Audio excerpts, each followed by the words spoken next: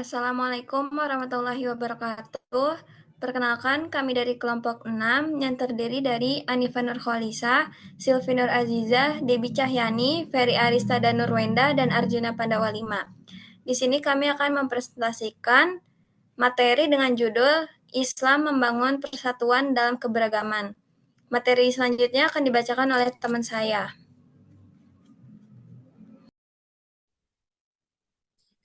Di sini saya akan membacakan materi tentang konsep keberagaman Islam dan membangun persatuan umat dalam keberagaman. Dalam kaitannya dengan agama, Islam merupakan petunjuk bagi manusia menuju jalan yang lurus, benar, dan sesuai dengan tuntunan kitab suci Al-Quran yang telah diajarkan oleh Nabi Muhammad SAW. Islam sangat menjunjung keberagaman atau pluralitas karena keberagaman atau pluralitas merupakan sunnatullah yang harus kita junjung tinggi dan kita hormati keberadaannya. Seperti dalam Quran surat Al-Hujurat ayat 13, Allah Subhanahu wa taala telah menyatakan, Bismillahirrahmanirrahim, Ya ayuhan nasu inna khalaqnakum min zakari wa unsa wa ja'alnakum syu'ubaw wa qabalita aruf. Inna akramakum indallahi atqakum. Innallaha alimun khabir. Yang artinya, hai manusia, sesungguhnya kami menciptakan kamu dari seorang laki-laki dan seorang perempuan, dan menjadikan kamu berbangsa-bangsa dan bersuku-suku, supaya kamu saling kenal mengenal. Sesungguhnya, orang yang paling mulia di antara kamu di sisi Allah ialah orang yang paling bertakwa di antara kamu. Sesungguhnya, Allah Maha Mengetahui dan Maha Mengenal. Materi selanjutnya akan dibacakan oleh teman saya, Ferry Arista. Materi selanjutnya adalah konsep keberagaman Islam dan membangun persatuan umat dalam keberagaman. Dari ayat Al-Quran tadi, itu menunjukkan bahwa Allah sendirilah yang telah menciptakan keberagaman. Artinya, keberagaman di dunia ini mutlak adanya. Dengan adanya keberagaman ini, bukan berarti menganggap kelompok, mazhab, atau keberagaman yang lain sejenisnya menganggap kelompoknya lah yang paling benar. Yang harusnya kita ketahui di sini adalah keberagaman sudah ada sejak zaman para sahabat, yaitu ketika Nabi wafat. Para sahabat saling yang pantas untuk menjadi pengganti Nabi. Ketegasan syariat Islam memberikan gambaran betapa perhatiannya Islam terhadap permasalahan keberagaman dengan mengutamakan persaudaraan, keharmonisan, dan perdamaian. Beberapa hadis memberikan perumpamaan bahwa sesama muslim diibaratkan satu tubuh. Artinya apa? Perumpamaan kaum mukmin dalam sikap saling mencintai, mengasihi, dan menyayangi seumpama tubuh. Jika satu tubuh anggota sakit, maka anggota tubuh yang lain akan susah tidur atau merasakan demam. Hadis riwayat Muslim.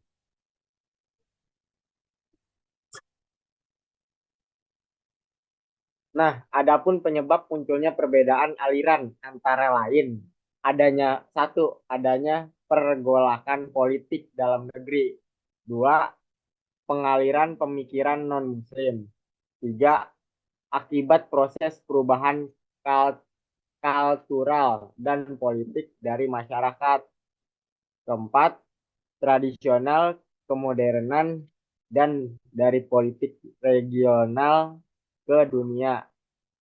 Adeng 2008.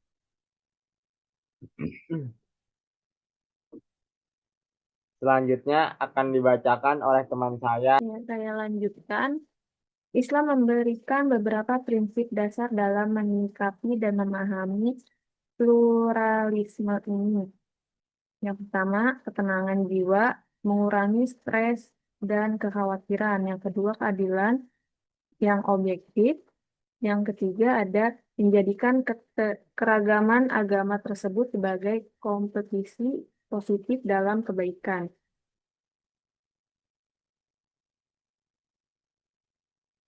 Konsep toleransi dalam Islam atau kebebasan beragama, pada dasarnya kata toleransi sangat sulit untuk mendapatkan pandangan katanya secara tepat dalam bahasa Arab yang menunjukkan arti toleransi dalam bahasa Inggris. Akan tetapi, kalangan Islam mulai membincangkan topik ini dengan istilah tasamuh dalam bahasa Arab. Kata tasamuh adalah derivasi dari sam yang berarti jud wa karam wa tasahul dan bukan to endure without protest, menahan perasaan tanpa protes, yang merupakan arti asli kata-kata tolerance. Dalam Islam, toleransi berlaku bagi semua orang, baik itu sesama umat, Muslim maupun non-Muslim. Yusuf Al-Qaradawi Qaradawi dalam bukunya Gair Al-Muslim Fil Muslim fi al-Mujtama al-Islami menyebutkan ada 4 faktor utama. Selanjutnya dilanjutkan oleh teman saya, Debbie Cahyani. Selanjutnya, yang menyebabkan toleransi yang unik selalu mendominasi perilaku umat Islam terhadap non-Muslim yaitu yang pertama, keyakinan terhadap kemuliaan manusia, apapun agamanya, kebangsaannya, dan kerukunannya. Yang kedua, perbedaan bahwa manusia dalam agama dan keyakinan merupakan realitas yang dikehendaki Allah Subhanahu wa Ta'ala yang telah memberi mereka kebebasan untuk memilih iman dan kufur. Yang ketiga, seorang muslim tidak dituntut untuk mengadili kekafiran seseorang atau menghakimi sesaatnya orang lain. Allah sajalah yang akan menghakiminya nanti. Yang keempat, keyakinan bahwa Allah Subhanahu wa Ta'ala memerintahkan untuk berbuat adil dan mengajak kepada budi pekerti mulia meskipun kepada orang musyrik. Allah juga mencela perbuatan zalim meskipun terhadap kafir. Untuk tetap tenang dan tidak tergesa-gesa dalam menghadapi kesulitan, ujian atau cobaan, serta ketidaknyamanan dengan penuh keimanan dan tawakal. Selanjutnya, toleransi dalam Islam. Dari pengertian di atas, didapat bahwa toleransi atau tasamuh menurut Islam adalah bentuk kelonggaran, kelapangan dada, kelembutan terhadap semua aspek sosial kecuali terhadap sistem dan prinsip nilai Islam. Yang pertama, toleransi dalam hal sosial, dan kedua, toleransi dalam hal sistem dan prinsip nilai Islam. Materi selanjutnya akan dibacakan oleh teman saya, yaitu Arjuna Pandawa 5. Sistem nilai dalam Islam. Yang pertama, tauhid. Tauhid merupakan sikap mengesahkan Allah secara utuh dan menyeluruh. Contohnya, seorang muslim tidak bisa menganggap semua Tuhan sama dan menganggap keberadaan Tuhan agama lain.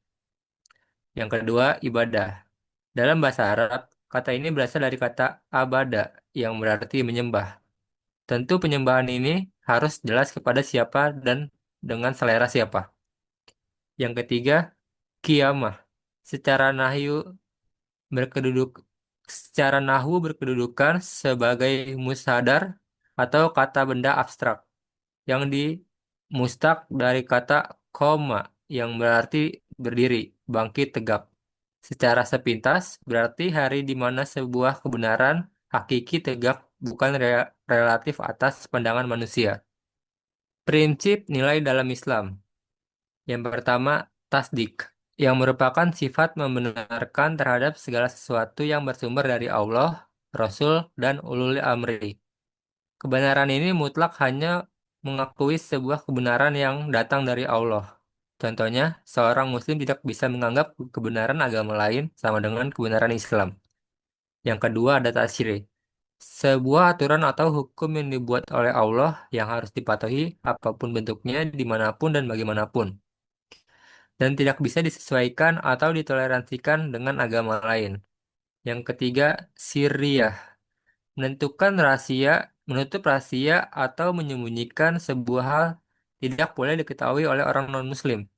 Hal ini dilakukan oleh pada zaman Nabi Muhammad SAW sebagai bentuk proteksi kaum muslimin dari siasat, atau rencana jahat yang dilakukan oleh orang kafir dan non-muslim. Baik, terima kasih karena sudah mendengarkan presentasi kami. Sekian. Sekian, terima kasih. Wassalamualaikum warahmatullahi wabarakatuh. Waalaikumsalam warahmatullahi wabarakatuh.